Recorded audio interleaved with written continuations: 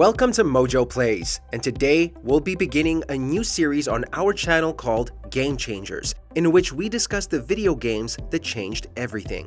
Today, we'll be talking about Super Mario 64. A launch title for the Nintendo 64, Super Mario 64 was the system's highest-selling game and is frequently cited as one of the greatest video games of all time, as well as one of the most influential. But what exactly made it such a game changer?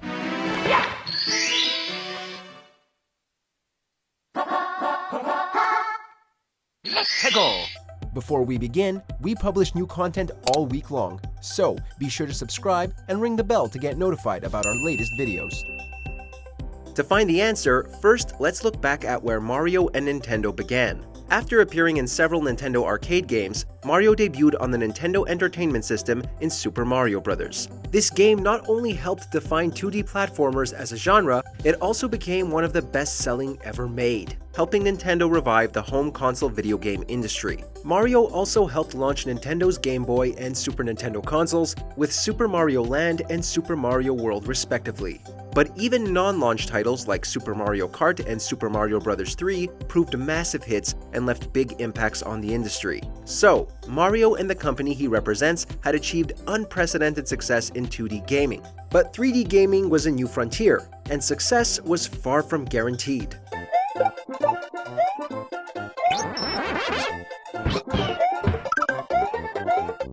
.3D games had been in development since the mid-1970s. Moving along more than a 2D plane was theorized long before it became a reality. Early attempts at the practice usually involved using tricks of perspective to fool the eye into thinking objects on screen were moving in more than 2 dimensions, such as by scaling sprites up or down. Then, during the 90s, with the advent of the first-person shooter and arcade racing games, texture wrapping began to make 3D gaming feel more realistic. But it would be console gaming, particularly Super Mario 64, that helped make the great leap forward. What made Mario 64 so different, though?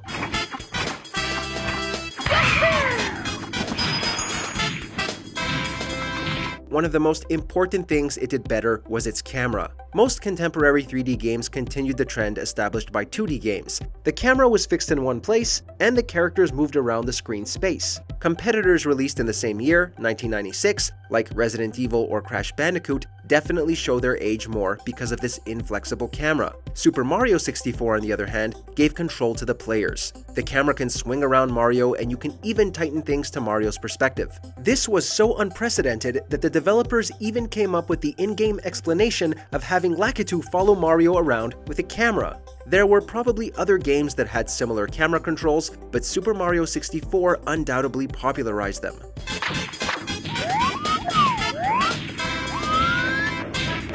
The next major innovation the game delivered was one of movement. Mario feels incredibly fun to control in his first 3D outing. Part of it is due to the range of options in traversing your environment. You can long jump, triple jump, backflip, side flip, dive, and many other things besides. You have limited time power-ups that switch up your movement, like the wing cap or the turtle shell. But of equal importance is the precision at which you can move Mario.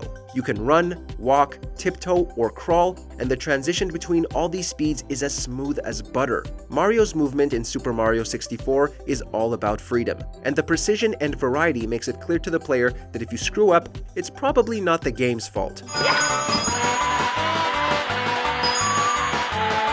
The sense of freedom in Mario 64 isn't limited to how Mario can move either. The large and expansive level design also gave players a new degree of independence. Unlike 2D Mario games, 64 took a non-linear approach to the world's Mario explorers. Sure, there's a level 1, and each level has a suggested order of stars to collect, but you're not obligated to do each level in the way the developers intended. Super Mario 64 was one of the first games to really encourage exploration as a means of progression. Every huge level had plenty to discover, and players didn't have to worry about breaking the game because they deviated from what they were, quote, supposed to do.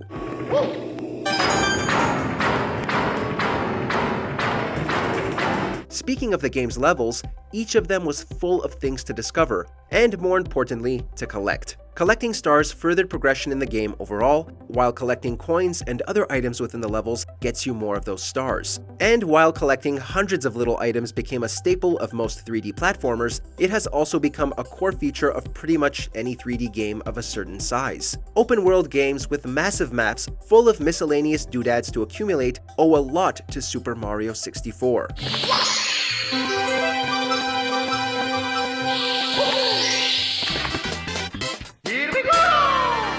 In fact, many games have directly been inspired by Super Mario 64. While its influence on 3D platformers is fairly obvious, it has impacted many other games as well. Martin Hollis, the director of GoldenEye 007, has cited Mario 64 as the origin for the game's mission variety. Square Enix's Tetsuya Nomura has claimed that Mario 64 was a direct inspiration for Kingdom Hearts. And we'd agree with Rockstar Games' Dan Houser, who claims that anyone who develops 3D games who says they weren't inspired by Super Mario 64 is lying. Thank you, Arthur. Thank you. You got any other lost maidens need saving? Not today. Mario 64 helped define 3D gaming in much the same way that Super Mario Bros. Did for 2D gaming. Its camera, movement, scope, and details all became a benchmark for 3D games. Its legacy has lasted decades, with remakes as well as ROM hacks and fan games keeping interest in a game that has aged amazingly well. And its recent release in Super Mario 3D All-Stars has given a whole new generation the perfect opportunity to experience its game-changing gameplay for themselves. Check out these other great clips from MojoPlays, and be sure to subscribe and ring the bell to get notified about our latest videos.